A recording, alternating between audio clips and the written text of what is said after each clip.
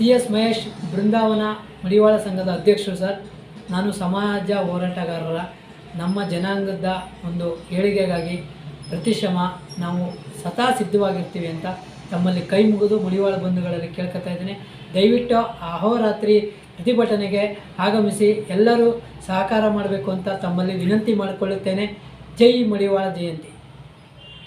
ನಮಸ್ತೆ ಸರ್. ನಮಸ್ತೆ ಸರ್. ಈ ಮುಂದಿನ ಕಾರ್ಯಕ್ರಮದ ಬಗ್ಗೆ ಒಂದು ವಿಶೇಷವಾಗಿ ತಾವು ಫ್ರೀಡಮ್ ಪಾರ್ಕ್ ಬೆಂಗಳೂರಲ್ಲಿ ಒಂದು ಕಾರ್ಯಕ್ರಮ ಹಮ್ಮಿಕೊಂಡಿದ್ದೀರಿ, ಅದ್ರ ಬಗ್ಗೆ ತಾವೇನು ಹೇಳಕ್ಕೆ ಇಷ್ಟಪಡ್ತೀವಿ ಸರ್?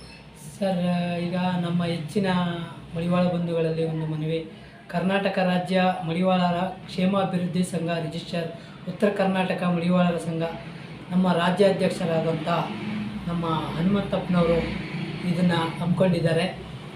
ನಮ್ಮ ಬಸವ ಮಾಚಿದೇವ ಸ್ವಾಮೀಜಿಯವರ ನೇತೃತ್ವದಲ್ಲಿ ನಮ್ಮ ಮಡಿವಾಳ ಜನಸಂಖ್ಯೆ ಅತಿ ಹೆಚ್ಚಿನ ಸಂಖ್ಯೆ ಫ್ರೀಡಮ್ ಪಾರ್ಕ್ನಲ್ಲಿ ಸೇರಬೇಕು ಅಂತ ತಮ್ಮಲ್ಲಿ ಕೇಳ್ಕೊತಾ ಇದ್ದೇವೆ.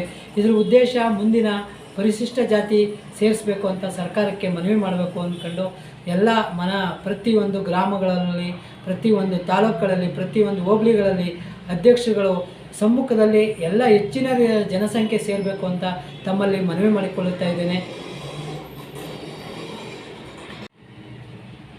ಸರ್, ಸೋಮವಾರ 16ನೇ ತಾರೀಕು ಬೆಳಗ್ಗೆ 8 ಗಂಟೆಗೆ ಸರಿಯಾಗಿ ಫ್ರೀಡಮ್ ಪಾರ್ಕ್ನಲ್ಲಿ ಅಹೋರಾತ್ರಿ ಧರಣಿ ಸತ್ಯಾಗ್ರಹವನ್ನು ಹಮ್ಮಿಕೊಂಡಿದ್ದೇವೆ. ದಯವಿಟ್ಟು ನಮ್ಮ ಹೆಚ್ಚಿನ ರೀತಿಯಲ್ಲಿ ಬಂಧು ಬಳಗಗಳು ಹಾಗೂ ಮಡಿವಾಳ ಜನಾಂಗದ ಹೆಚ್ಚಿನ ಜನಸಂಖ್ಯೆ ಹಳ್ಳಿಗಳಲ್ಲಿ, ಗ್ರಾಮಗಳಲ್ಲಿ, ಪ್ರತಿಯೊಂದು ತಾಲೂಕುಗಳಲ್ಲಿ ಜಿಲ್ಲಾ ಅಧ್ಯಕ್ಷರುಗಳು, ತಾಲೂಕು ಅಧ್ಯಕ್ಷರುಗಳು ಅವರ ನೇತೃತ್ವದಲ್ಲಿ ತಮ್ಮ ಮಡಿವಾಳ ಬಂಧುಗಳು ಭಾಗವಹಿಸಬೇಕು.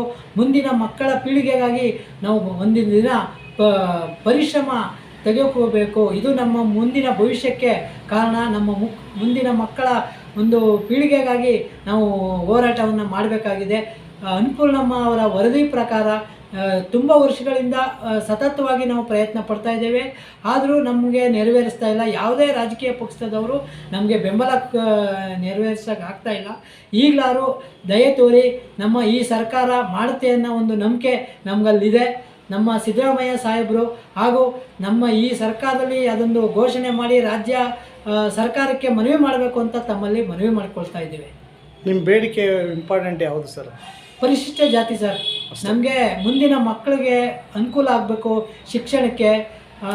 ನಮಗೆ ಮುಂದಿನ ಮಕ್ಕಳು ಮುಂದಿನ ವಿದ್ಯಾಭ್ಯಾಸ ಆದರೆ ಅದೇ ಸಾಕು ಸರ್, ಅದೇ ನಮಗೆ ಆಸ್ತಿ. ಮಕ್ಕಳಿಗೆ ಒಂದು ವಿದ್ಯಾಭ್ಯಾಸ ಸಿಕ್ಕಿದ್ರೆ ಶೈಕ್ಷಣಿಕವಾಗಿ ನಮಗೆ ಉತ್ತಮವಾದ ಸಲಹೆ ಶಿಕ್ಷಣ ಕೊಡಿಸ್ಬೇಕು ಅನ್ನೋದೇ ನಮ್ಮ ಆಸೆ sir. Thank you sir. Thank you sir.